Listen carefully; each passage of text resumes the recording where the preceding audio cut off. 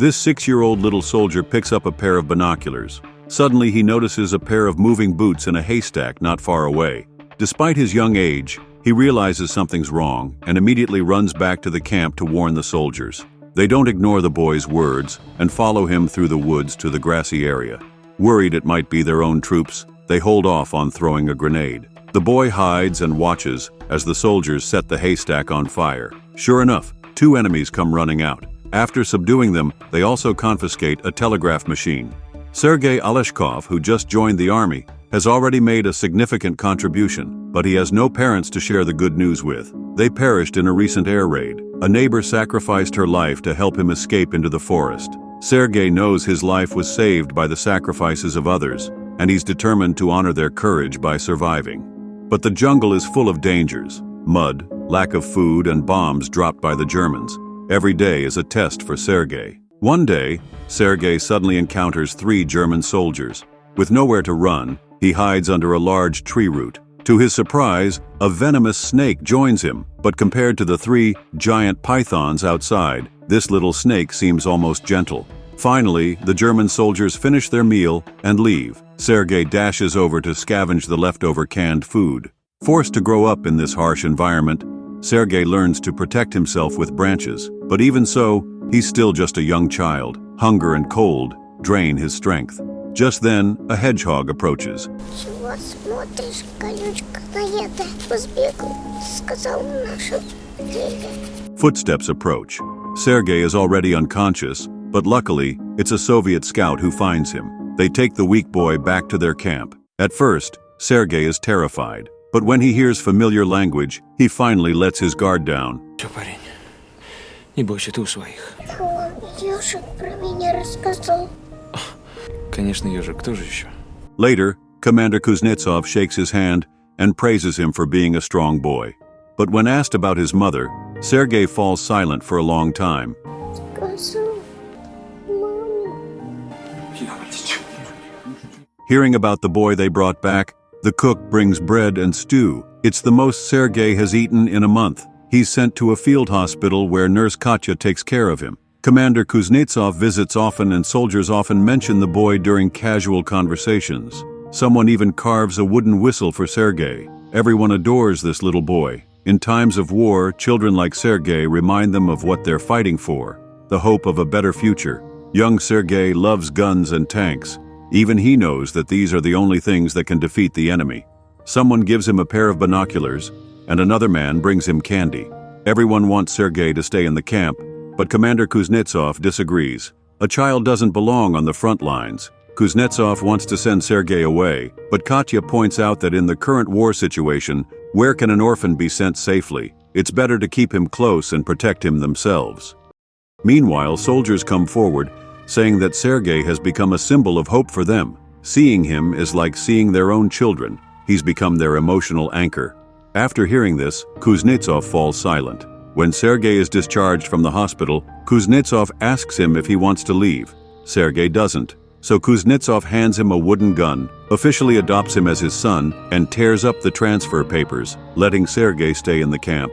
When the others learn that Sergei is staying, the tailor works through the night on his sewing machine to make Sergei a small uniform. The next morning, Kuznetsov wakes Sergei up, or rather, Dad wakes him up. Во что же я? Sergei is thrilled. It's his very own uniform, and he's now a little soldier. But to prove himself, he must pass a test. Get dressed before a match burns out. Without any training, Sergei manages to do it, though it takes a lot of matches. As his health improves, Sergei's free-spirited nature shines. He runs through the woods, but when he sees another air raid, he freezes in place, hiding in the trenches, too scared to look up. As Sergei watches the wounded soldiers moan in agony, the harsh reality of war finally sinks in, a lesson no child should ever have to learn. Sergei moves between the hospital beds, doing what he can to help. He feeds water to the wounded, reads letters to blind soldiers with his limited knowledge, and even sings for everyone.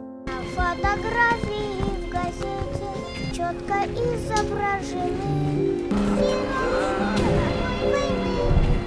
When the battle ends, Sergei and Kuznetsov visit the ruins. A broken sewing machine lies on the ground. It belonged to the tailor. Sergei never got to thank him. He imitates his father's gesture, slowly removing his hat to pay his respects and express his gratitude. To be more like a soldier, Sergei learns to shave from his commander dad. Afterward, he playfully sticks a piece of paper on his face, pretending it's a wound. He even assigns himself tasks. He approaches the regiment leader.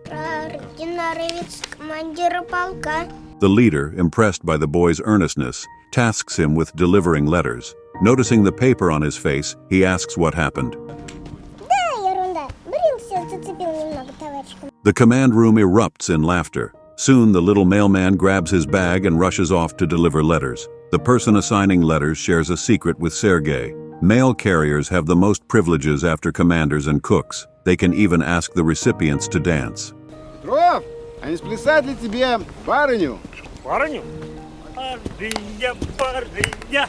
Sergei is thrilled. He finds the recipient, Art, and demands a dance. The atmosphere turns joyful, and even Sergei starts dancing along. Later, Sergei spots an enemy in the grass and earns a commendation. This officially allows him to stay in the camp and lets Kuznetsov become his father. But the mischievous Sergei also picks a mother for himself, Katya. The two already had feelings for each other but were too shy to act. Sergei takes the first step. Девочка, посмотрите мне. Глаз, рот откройте, горло покажите. Сержант Васильева, отставить медосмотр. Где у меня не болит? Ничего не понимаю. Сережа. Сережа, ну-ка иди сюда. Sergei doesn't give up on his find a mom plan. While Katya is washing by the river, he drags his dad over. But someone else gets there first. Sergei interrupts them, only to turn around and find his dad gone. One day, while delivering letters as usual, Sergei calls out for Art to dance. An old soldier stops him, informing him that Art has died in battle. Sergei falls silent, then removes his hat in respect, just as he did before. The battlefield erupts again. Bullets and shells fly over Sergei's head as he dashes through the trenches, delivering ammunition to the machine gunners. The explosions leave his ears ringing. A gunner tells him to open his mouth to reduce the noise and orders him to retreat. Sergei doesn't want to, but a good soldier follows orders. Reluctantly, he returns to the command post. Commander Kuznetsov is busy directing the battle when the communication lines are severed.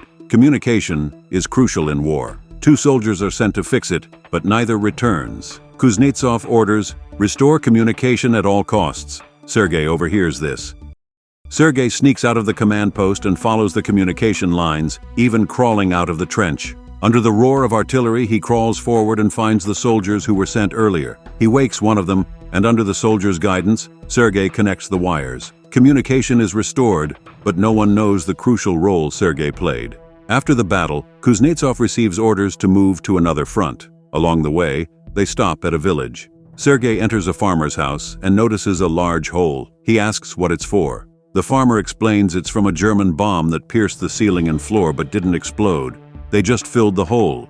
Так она сейчас там? Ну, а где же ей быть? Живо все из дому. They evacuate the house and call in experts to remove the massive unexploded bomb, which requires a cart to carry it away. Sergei continues with the troops but soon encounters a landmine. The massive explosion scatters the entire unit. Sergei is thrown to the ground, dazed and ears ringing. The commander is slightly injured, but both father and son are unharmed. They quickly regroup with the division. Sergei still reports for tasks. The division commander assigns him to inspect a company. He runs off eagerly. The soldiers adore him, even giving him chocolate. Sergei wants to eat it, but resists, maintaining a serious expression as he gathers the company and checks their supplies. He tells a nearby soldier, Ты писать умеешь? Тогда запиши фамилию. У кого нет сапог? The division commander is pleased with his work, praising him. Kuznetsov can't hide his smile. The commander asks Sergei if he has any wishes. Моему папе и нашей Кате. Kuznetsov's face changes, but when the commander agrees, he can't help but smile. On the eve of the wedding, the Germans launch a surprise attack. As shells fall, Sergei expertly dives into the trench and joins the fight, helping his comrades. Though only 6, he's already a capable soldier. Kuznetsov, however, is trapped under a fallen tree. Sergei cries out, "Dad!" and tries to push the tree with all his might, but he's too small. He runs for help and saves his father. Later, the general awards Sergei a medal. All the soldiers look at him with pride. He's not just the commander's son, he's the son of the entire regiment. This film is based on true events from 1942. Sergei survived World War II and passed away in 1990, but according to incomplete statistics, 13 million children never grew older than they were during the war. This movie is called Soldier Boy. Released in 2019, this Russian film, told from the perspective of young Sergei, masterfully blends warmth and brutality, leaving viewers in tears. I highly recommend watching the original. If you enjoyed this video, don't forget to like and subscribe. See you next time.